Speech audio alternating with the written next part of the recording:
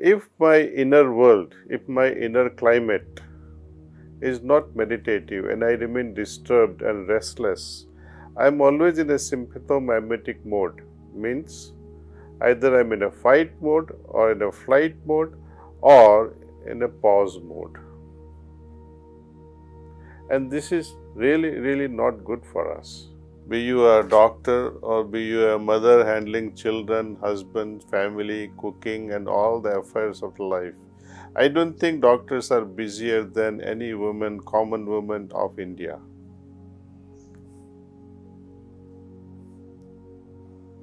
Isn't it? It's not also that we don't have time. We need to allocate time. I have been a pharmacist serving for more than 30 years, running my own businesses. I ran multiple businesses in one go. I also ran a family. I also did my practice of meditation on an average of 1 hour per day. And I have seen one fundamental thing, that whenever we close our eyes and meditate, your inner conscience and your outer approach to life, they come in front of you. For example, when I'm meditating in the morning, often the idea also appears, what should I be doing during the daytime? The meetings that I have, what products should I be ordering? As a student, when I was also practicing meditation, when I was a third-year student in pharmacy, what to read? This would pop up right away to my mind. And when you are quiet, when you are silent, and you become so meditative, and we try to read, you are able to understand things better than a person who does not meditate. If my inner world, if my inner climate is not meditative and I remain disturbed and restless, I am always in a sympathomimetic mode. Means either I am in a fight mode or in a flight mode or in a pause mode. And this is really not good for us. Per contra, if I am in a parasympathetic mode, my inner world will change, because with that ventral vagus nerve stimulation, we are able to harmonize our HVR, our blood pressure, our consciousness, everything changes. I will share with you a classical example of one research done by a doctor called Bruce Lipton. He did a lot of experiments with the effect of the environment on genetic expression. For example, when mothers-to-be were in a very bad neighborhood and a bad family situation, where the mother-to-be is sleeping in a bedroom, waiting for her partner to come home. God knows when that partner will come home in bad neighborhoods. And if at all he comes with a gun and sleeps with a gun under his pillow. Husband and wife is always under a stress situation, and if she is pregnant, what happens to the stress hormones which she entertains in her own heart, in her own physiological system, can cross the placenta barrier and also affect the fetus. As a result, what happens? More blood rushes into limbs at a cost of visceral organs. Frontal precortex or prefrontal cortex receives less blood at the cost of the hind brain, amphibian brain we call.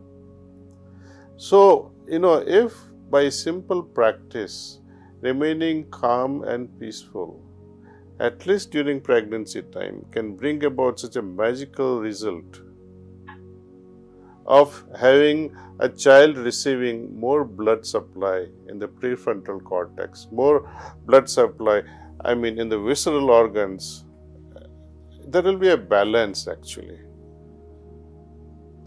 There is not just a more, but it's an equal distribution everywhere. Something is not at the cost of something else, but it's more like a holistic life, holistic development. Now, do you want to create a problem for your future generation by not remaining calm? If you meditate in the morning peacefully, then what happens that meditative state affects your daily activities also. You are in a surgical theater, for example, and you remain in a state of meditation, meditative state. You are able to calmly go through the entire process without showing or without actually going through a tension or a stress. You are able to do things confidently. Let us say if I am also about to do something, whatever it be, just few minutes before that, if I can recollect my morning state of meditation, which is calmer and peaceful, I will be able to handle that task masterfully. Because before even I begin the task, I understand the whole map of it, the steps of it at a mental level. For students also, we can understand each step in a very intelligent way. So we are, instead of reading the chapter 3-4 times, you are able to understand the chapter just by reading once or twice. When we are doing anything, we will be making less mistakes. Now, doesn't all these things save you time? A meditative mind understands whom to talk to, whom to meet. It also means how I must not waste my time in useless things. You become conscious of your inner world, your inner dynamics.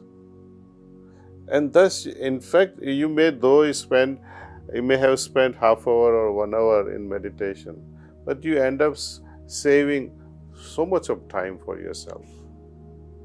Because all those useless activities will be filtered out. We have done a very special studies at York University in the state of Pennsylvania in the United States, where we studied the burnout ratio of the healthcare providers, including nurses and physicians and ancillary staffs. And we did notice that stress and burnout, it has completely gone down. Their sleep quality also improved, health improved. So if I can just simply close my eyes and meditate for a few minutes in the morning, few minutes in the evening before I go to sleep, and that improves the quality of life. So isn't it worth it? Worth investing 1 hour where you can save your entire life.